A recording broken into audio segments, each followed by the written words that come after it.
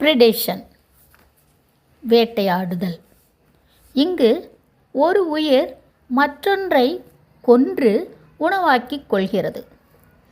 புலி மானை வேட்டையாடுவதெல்லாம் நாம் அறிந்தவைதான். இங்கு நம் வீட்டு தோட்டத்தில் வேட்டையாடுதலை பார்க்கலாம். இது டூ ஸ்ட்ரைப்ட் ஜம்பிங் ஸ்பைடர். பொதுவாக இது இலைத்தழைகளுக்குள் காணப்படும். இவை குதித்து வேட்டையாடுபவை. இங்கே இது ஒரு ஹவுஸ் ஃப்ளையை பிடித்து உணவாக்கிக் கொள்ள முயன்று கொண்டுள்ளது. அடுத்து வருவதும் பிரிடேஷன் தான். எக்ரெட்ஸ் எனப்படும் இந்த கொக்குகள் மாமரத்தில் என்ன செய்து கொண்டுள்ளன என்று பாருங்கள். அந்துப்பூச்சிகள் மாமலர்களில் இடும் முட்டைகள் புழுக்களாக மாறும்போது அவற்றை தேடி தேடி வேட்டையாடி கொண்டுள்ளன. ஒரு உயிர் மற்றொரு உயிரால் முழுவதுமாக அழிக்கப்படுகிறது.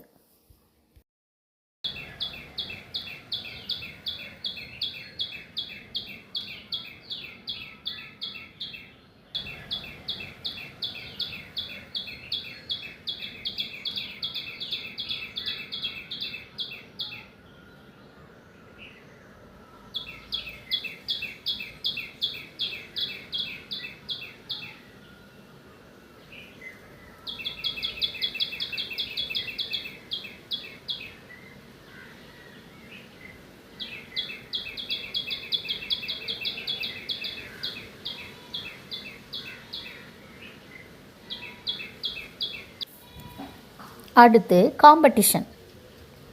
இது உயிர்களுக்கு இடையே நடக்கும் போட்டி. இங்கு 2 கொடுக்கில்லா தேனீக்கள், அதாவது ஸ்டிங்லெஸ் பீஸ், ட்ரெடிஸ்கன்ஷா மலரிலிருந்து போலன் கிரைன்ஸை கலெக்ட் பண்ணுவதற்கு போட்டி போடுகின்றன. அவற்றின் சுகர் பேக்ஸை பாருங்கள். போலன்ஸ் புரோட்டீன் நிறைந்தவை என்பதால் தனக்கும் தன் புழுக்களுக்கும் அவற்றை சேமிக்கின்றன. இதே நேரத்தில் பாலினேஷன் நடந்து பூக்கள் கருவுறுகின்றன. இதை மியூச்சுவலிசம் என்றும் சொல்லலாம். அடுத்து நாம் காண்பது மியூச்சுவலிசம், ஒருவருக்கொருவர் உதவுதல். நாம் பார்ப்பது தென்னையின் பூக்களில் தேனெடுக்க போட்டி போடும் தேனீக்களையும் குளவிகளையும் தான். இவைகளுக்கு உணவு கிடைக்கும். அதே நேரம் தென்னம்பூக்களில் பாலினேஷன் நடந்து காய்கள் வளரும். இரண்டும் பயன்பெறும். சிம்பியாசிஸ் என்றும் சொல்லலாம்.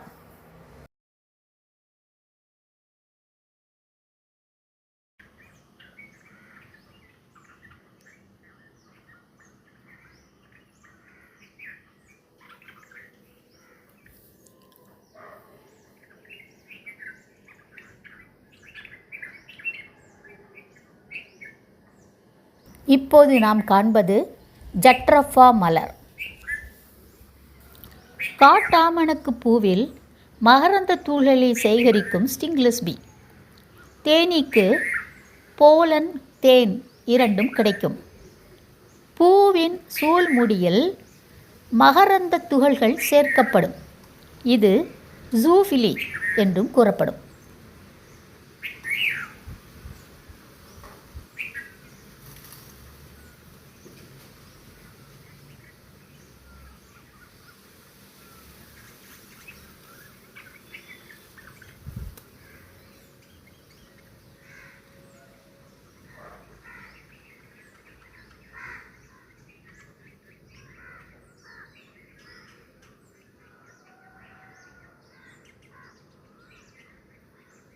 இந்த மெக்சிகன் சன்ஃப்ளவர் செடியின் தண்டில் நிறைய மீலிபக்ஸ், அதாவது மாவு பூச்சிகள் உள்ளன.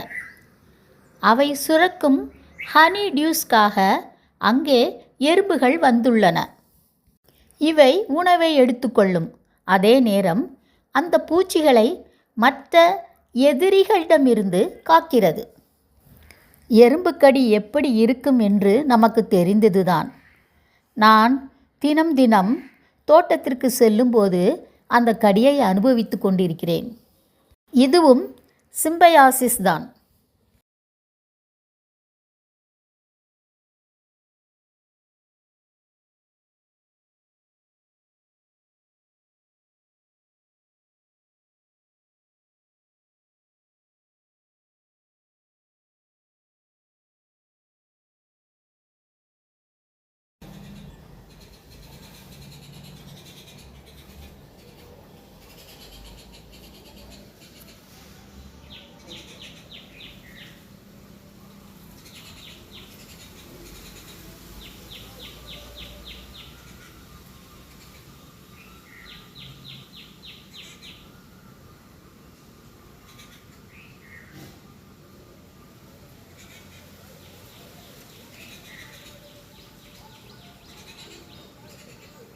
பாராசைட்டிசம், ஒட்டுண்ணிகள். பாரிஜாத செடியின் இலையில் நாம் காண்பது பவுடரி மைல்டியூ என்னும் ஃபங்கல் இன்ஃபெக்ஷன். இவை ஹாஸ்டோரியம், அதாவது உறிஞ்சும் உறுப்பு மூலம் இந்த இலையிலிருந்து உணவை எடுத்துக்கொள்ளும்.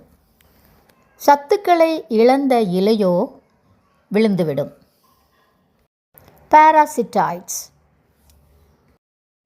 இந்த குளவிகள் மற்ற பூச்சிகளை அழித்து இயற்கை பயாலஜிக்கல் கண்ட்ரோலுக்கு உதாரணமாக விளங்குகிறது. இதன் முட்டைப்புழுக்கள் மற்ற கம்பளி பூச்சிகள் மேல் வளர்ந்து அவற்றை கொன்று பிறகு வாஸ்பாக மாறும். எனவே இது ஒரு ஒட்டுண்ணிதான்.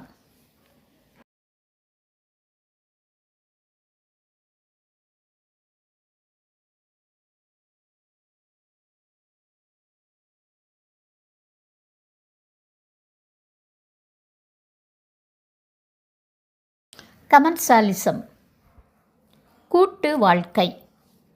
இந்த உறவில் ஒரு உயிரினம் மற்ற உயிரின் நலன்களை பாதிக்காமல் நன்மைகளை பெறுகிறது. அடுத்த உயிருக்கு எந்த நன்மையும் கிடைப்பதில்லை. ஒரு மேங்கோ ட்ரீயில் படர்ந்து வளர்ந்து வரும் மணி பிளான்ட் இதற்கு ஒரு உதாரணம். தன் ஏரியல் ரூட்ஸ், கிளிங்கிங் ரூட்ஸ் மூலம் மாமரத்தில் இருப்பிடம் பெற்று வளர்ந்து கொண்டுள்ளது.